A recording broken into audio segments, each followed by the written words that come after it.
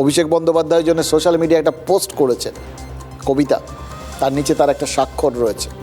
এবার সেখানে অভিষেক লিখেছেন, এই হঠকারিতা, এই তালিকার শাসন, এটা ভয়ের রাজস্ব তিনি অস্বীকার করেন।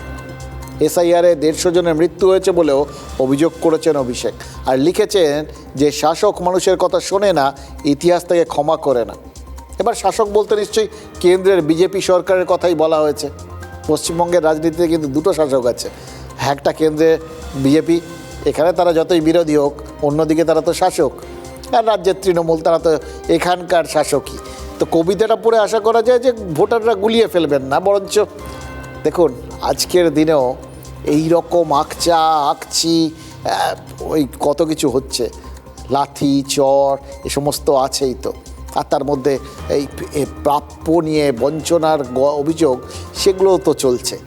এত নেতিবাচক জিনিসের মধ্যে যে এখনও কবিতার মতো একটা সৃজনশীল বস্তুকে মাধ্যম করে মানুষের কাছে বক্তব্য পৌঁছে দেওয়ার চেষ্টা হয়েছে, এটাই কিন্তু এই ভোটে একটা বড় প্রাপ্তি। তবে এই ক্ষুধার রাজ্যে পৃথিবী গদ্যময়, তো এটাও ঘটনা আর কি।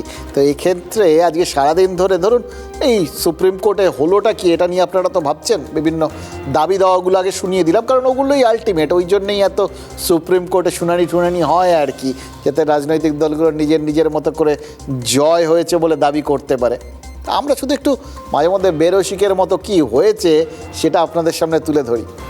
আজকে ওই সুপ্রিম কোর্টে সারাদিন ধরেই এসআইআরে ইয়ারও এদের কি ক্ষমতা, হ্যান ত্যান, কাকে কিভাবে লাগবে, কে বাদ দিতে পারবে, কতজনকে দেওয়া হচ্ছে, কবের মধ্যে দেওয়া হচ্ছে, এই সমস্ত প্রচুর বিষয় নিয়ে প্রচুর শুনানি হয়েছে, যেগুলো একটাও আপনি আমি জানতে খুব বেশি আগ্রহী নন, এটা তো পরিষ্কার।